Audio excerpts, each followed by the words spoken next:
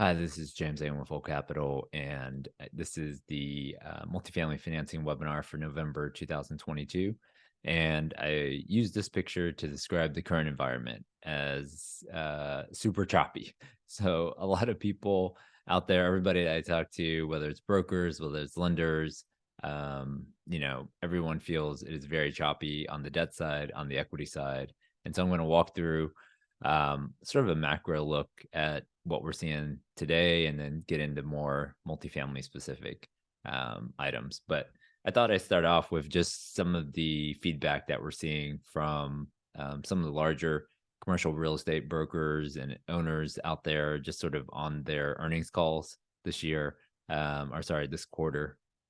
And so starting out with CBRE, I mean, they're just seeing a big spread between the bid and the ask, right? So sellers, they at the beginning of the year, they were at, 4% caps, selling at 4% caps. And now, you take a deal out and then buyers are bidding on a 6% cap or 7% cap.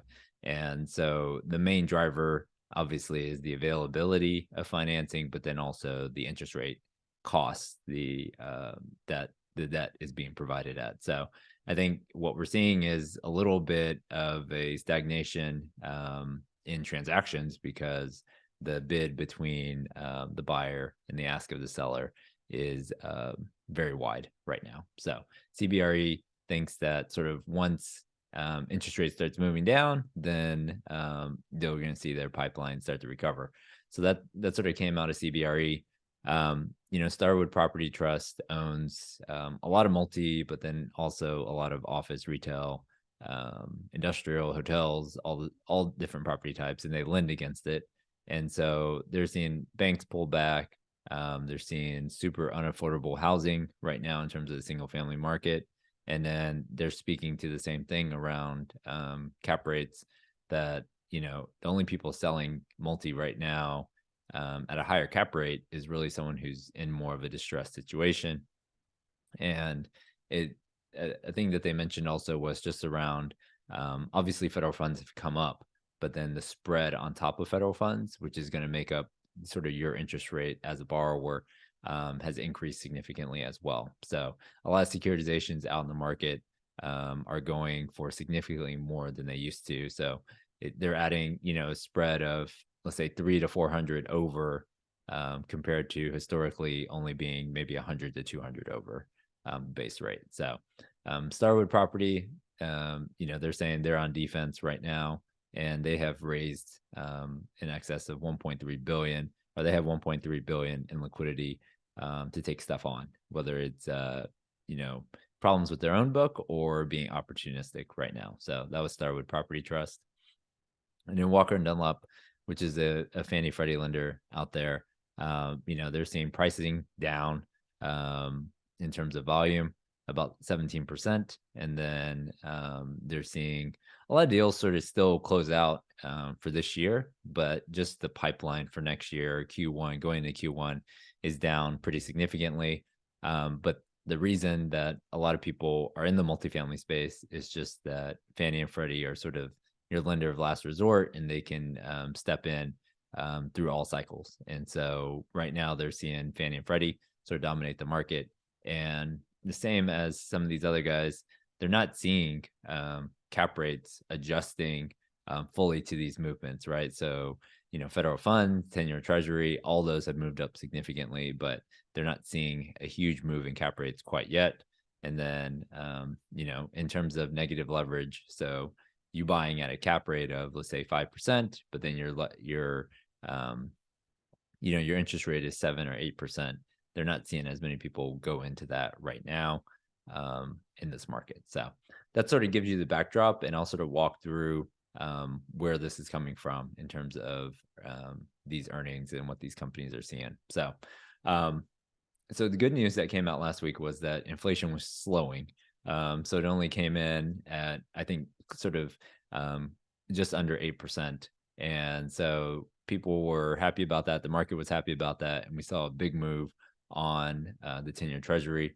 And this should hopefully help the federal funds rate moving up. So since March, they have just cranked on the federal funds rate. It's now sitting at close to 375, the 4. And here's where people are expecting sort of before the CPI print last week, most people were expecting anywhere from 50 to 75 basis points. And now after that CPI print, most people are looking at a 50 basis point increase. So that'll take you to 425. And then after that in February, they're looking at closer to 450 to 475 after that. So this is where a majority of the people, they're seeing a pause. So hopefully stepping down from 75, now they go to 50 in December, maybe 25 in February, and then really pause in March and sort of the middle of the next year. So that's what people are predicting right now out there in the market. And so this sort of matches the forward curve. So in the next year, they're really hoping to see it top out sort of March, April timeframe, and then go back down. But rates are going to sit up there. So as SOFR is up there at 4.5%, 5%, most people's spread over that is 3 to 4 over. So if you have no cap, your interest rate's going to 8 to 9% next year, or close to there already.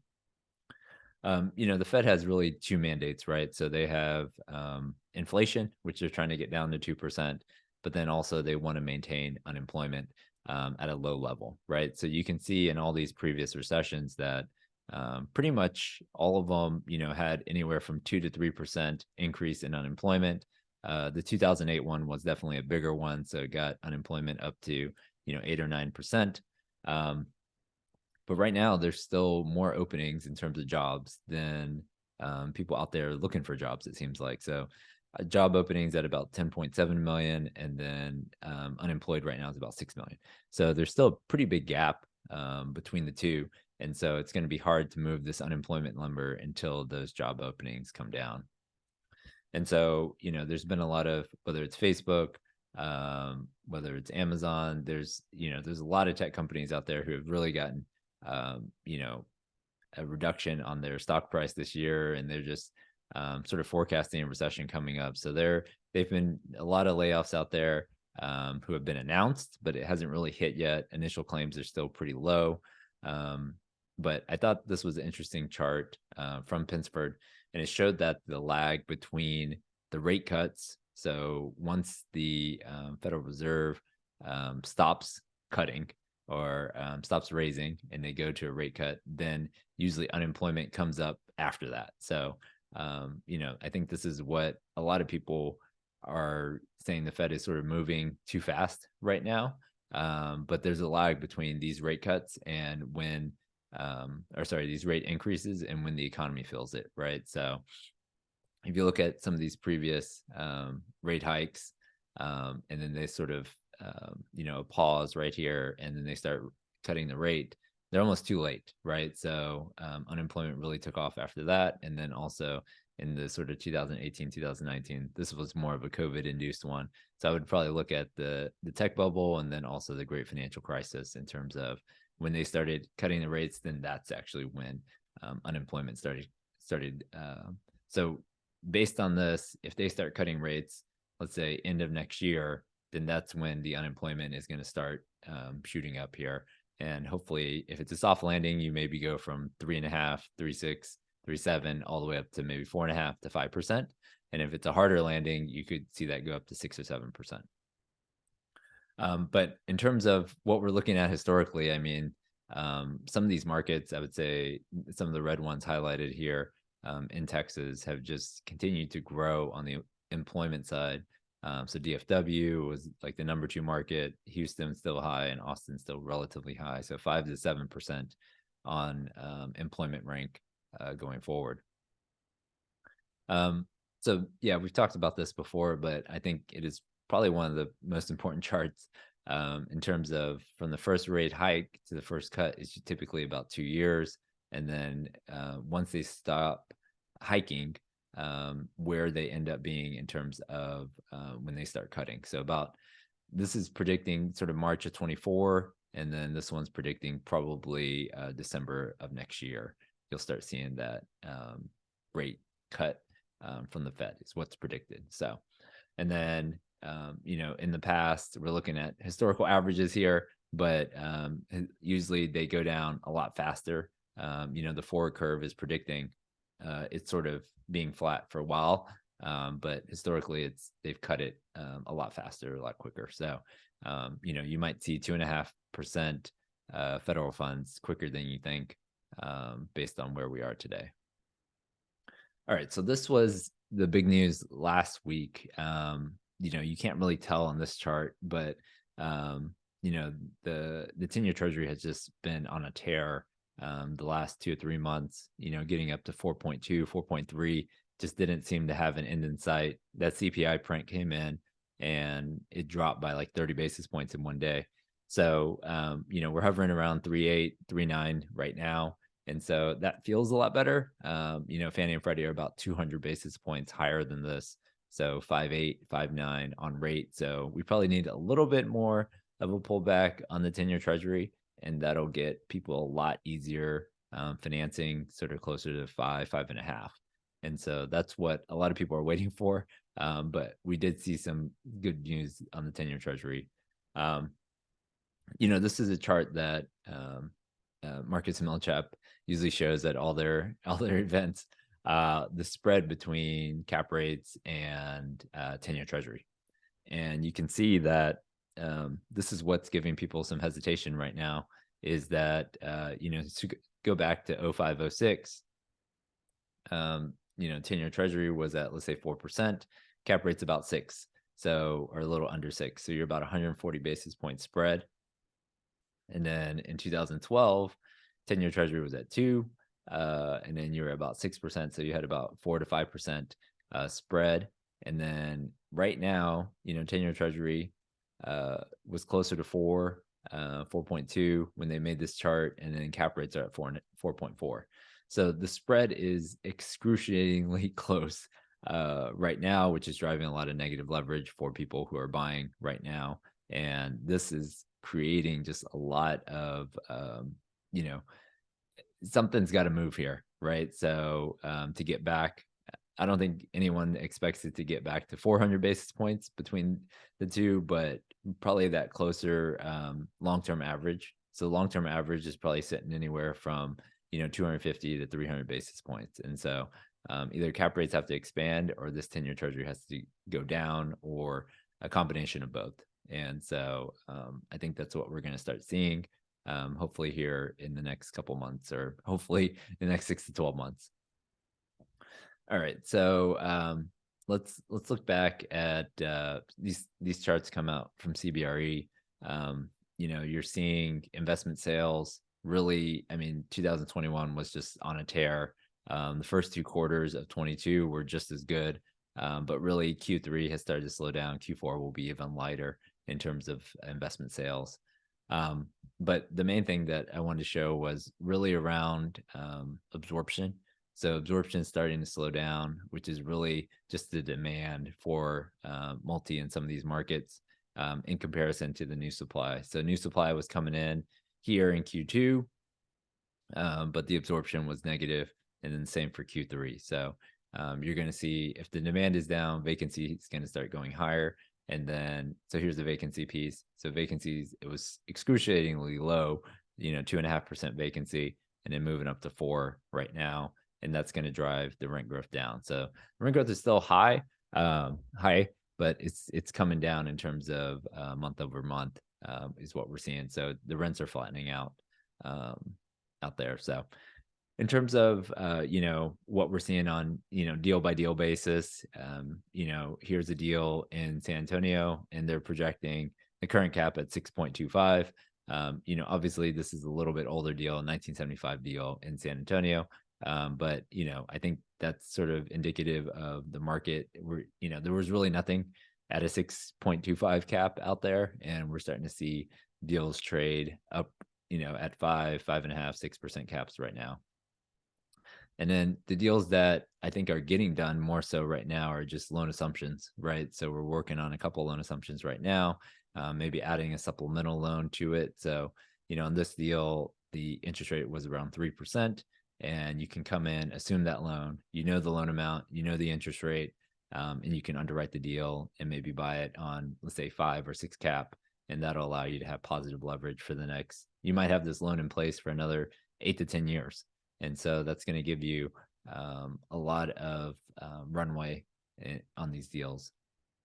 And then this last thing I would say is a lot of deals are back on market, right? So a lot of people, maybe they went under contract over the summer, and then it fell out because interest rates moved up too quickly on them, and they went back to the seller for a retrade, and the seller didn't want to take that number, and now the deal is back on the market. So we're seeing a lot of deals come back on the market right now, and there's a lot of deals that are just out there that maybe didn't make it all the way to the finish line, and so a lot of brokers are holding those deals right now, hopefully until the interest rates come down a little bit, so that they can make sense and sort of get the price that the seller wants. All right, so we've covered sort of economic and multifamily update, and then we'll get into the financing market here on the next couple slides.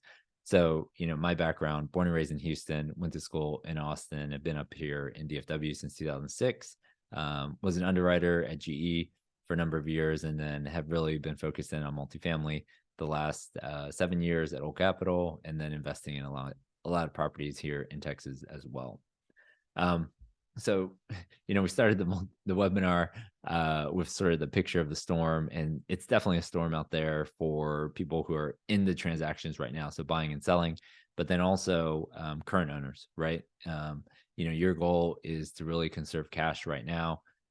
If there is lower occupancy, lower rent growth, and then if you have a floating rate loan, you're going to have replacement caps on your interest rate caps. So you're going to need some extra money set aside. So, right now we're working with a lot of investors who, we're sizing deals for them, seeing how close they are on the refi. But if you do need help or there's a gap in that, you're gonna have to go out and raise additional money.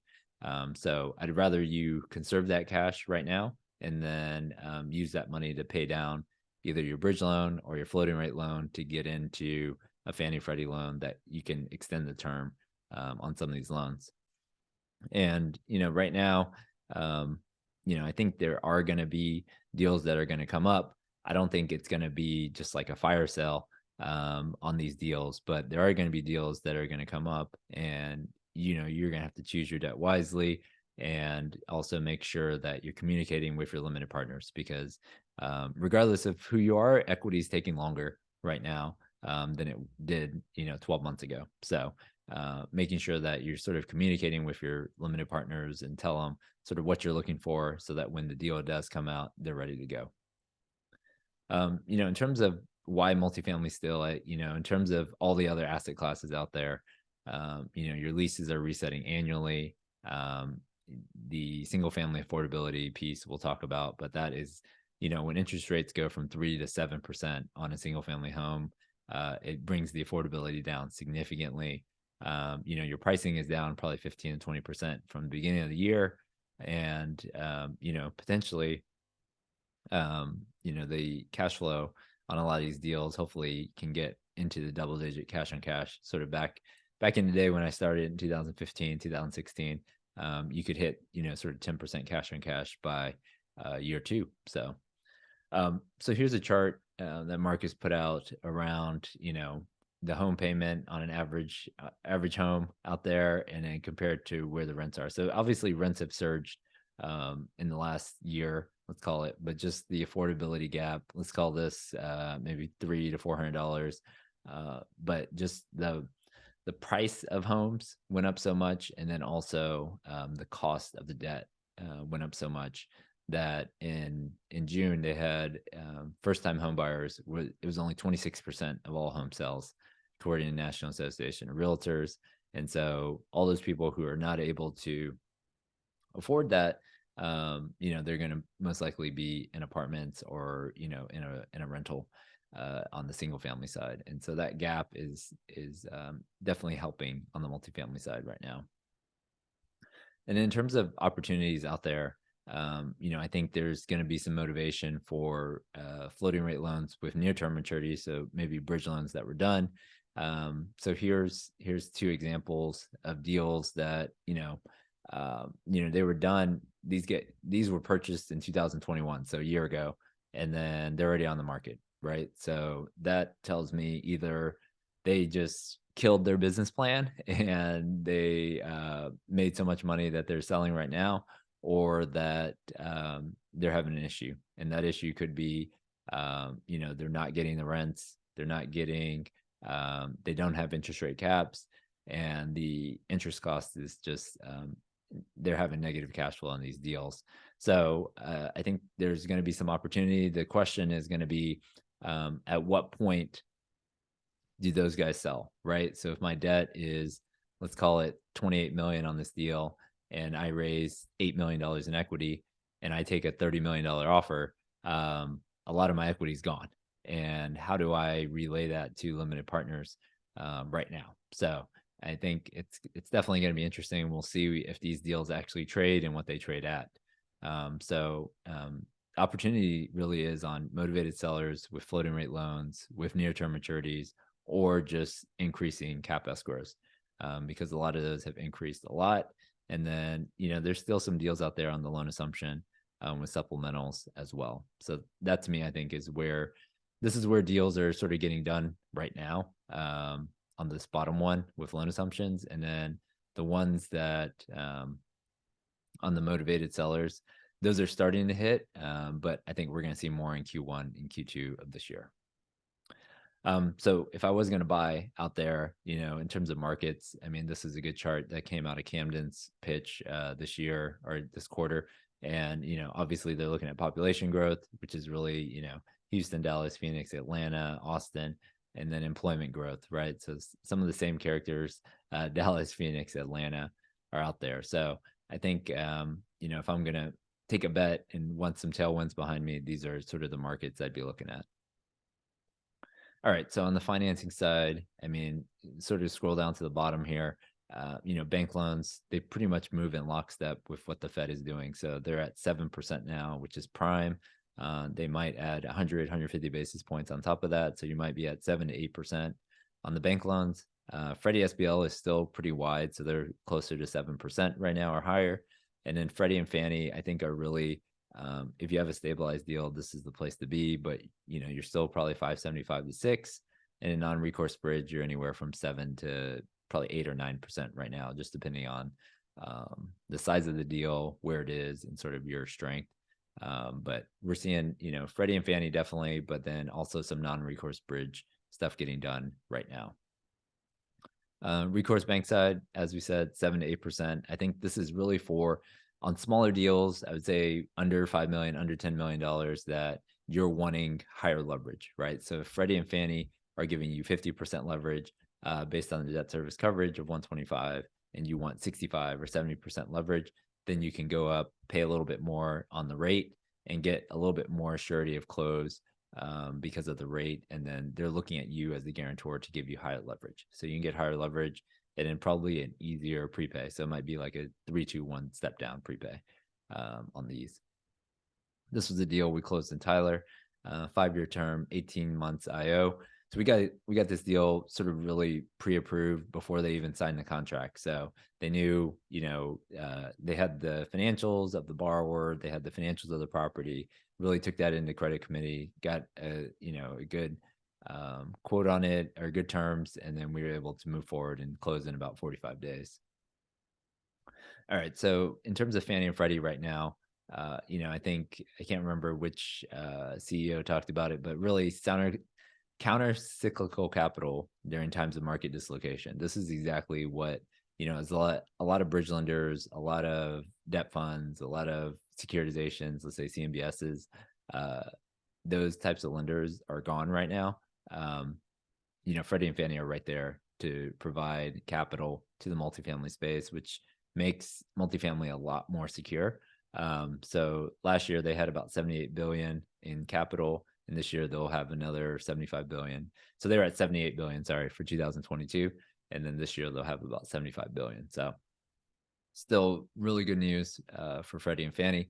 The main thing is that they're going to have to get these debts. They want 125 debt service coverage. And so that's going to be the main driver for them, is trying to trying to make these deals work at 6% interest rates. And the main way that it works is lower leverage or just higher caps on going in on these deals. And so we're seeing, on waiving some of the exit fees by converting your floating. So if you did a floater, let's say in 2020 during COVID, and the interest rate caps increased a lot, you might want to convert that over to a fixed rate or refinance. And we're seeing a lot of SOFR plus, let's say 225, 250 in that range if your spread is higher. So if your spread is higher on a bridge loan, you might want to move into a Freddie Fannie at this point. And then make sure you negotiate your floors, because if we see the Fed funds rate get cut a lot, you might need to negotiate your floor on SOFR. So that's on the Fannie Freddie side. This was a deal that we did over the summer. Fannie Mae fixed rate. So this one was about 60% levered. And people who have a little bit longer term horizon, they're looking 5 to 10 years out. They're more than comfortable taking lower leverage Fannie Freddie right now. And then on the bridge lender side, I would say we're seeing more people ask for fixed bridge. So that definitely is still out there. It's probably closer to 7% fixed at 65%, and then maybe closer to 8% at 75% fixed. Interest rate caps are still needed if you do a floating rate loan, but everyone's underwriting sort of for higher debt yields right now, just because in order to refi out, you're essentially using a 6% interest rate. And so that's going to translate to a debt yield of about 8 to 9% right now out there on the bridge side. So this was a deal that we did in Dallas, a class, C deal surrounded by class A. They're spending a ton of money on the exterior interiors right now to really get the rents up, probably about $300 or $400, and then refi to Fannie Freddie after that. So this is where we're spending a lot of our time right now, is, figuring out how these bridge lenders or bridge loans, which are at, 325 to 450 over, your all-in rate is 7 to 8%, how these guys get out of these loans. Most people thought or come in, increase the rents 15, 20%, and then I'll be able to refi. The hard thing is that the rates have moved up, and then the rents might be softening a little bit here. So most of these deals are short right now, short in terms of you have a bridge loan of 20 million, but your Fannie Freddie is coming in at 15. And so, we're getting a lot of calls from investors and then also mezz and pref providers saying, look, we can fill in that gap, right? So it might cost you, instead of 5% on Fannie or 6% on Fannie or Freddie, it might cost you 10% or 15% to fill in that gap, but it's going to extend your term on your loan, right? So some bridge lenders are going to work with you. They're going to be able to extend your loan, but others will not. So you're going to have to figure out what the best combination of, let's say Fannie Freddie plus pref or mezz, or potentially selling the asset before you get to that point. So in terms of Old Capital, there's a lot of things I think we do for borrowers out there, during the transaction, right? So quoting deals, figuring it out, what the best option is for that particular business plan. But then the stuff we do before, whether it's the podcast, whether it's speaker series, lunch and learns, property tours, things like that, definitely I think set us apart from a lot of other mortgage brokers out there. So definitely reach out if you have any questions, want us to run any scenarios out there. And then, we did some property tours when it was a little bit warmer here in Dallas, but maybe in December we'll do some property tours out there, and definitely check out some of the videos out there with James Wilson and I, touring properties, seeing what we're seeing out there as well. But yeah, if you want to see the next or be on the next property tour, just send us an email, and we'll put you on the list for the next one. And then Q3, yeah, it was a little bit choppy, but we still closed close to 300 million or over 300 million in loans out there. And I think Q4 will be a little bit lighter than that, but the mix will change, right? So a lot of these loans were non-recourse bridge, but in Q4, I'm thinking we're going to have a lot more Fannie Freddie in the pipeline that will be closing in Q4. So I appreciate everyone watching. Definitely like the video, subscribe to the channel. And, if you need help with a term sheet, whether it's an acquisition or refi, send me the T12 rent roll OM whisper price, and we can get you a term sheet. Or if you need help reviewing a deal, whether it's investment package or PPM, things like that, send that over as well. And then really to start, so, I think there's definitely going to be some buying opportunities next year. But you have to be ready to go and you have to be prepared. So definitely complete, your personal financial statement and then send it over. We'll set up some time to talk. And then, if you're interested in joining Old Capital, definitely send me an email with your resume and we can set up some time to go through it and see what opportunities are out there. So appreciate everyone watching, and I'll see you next month.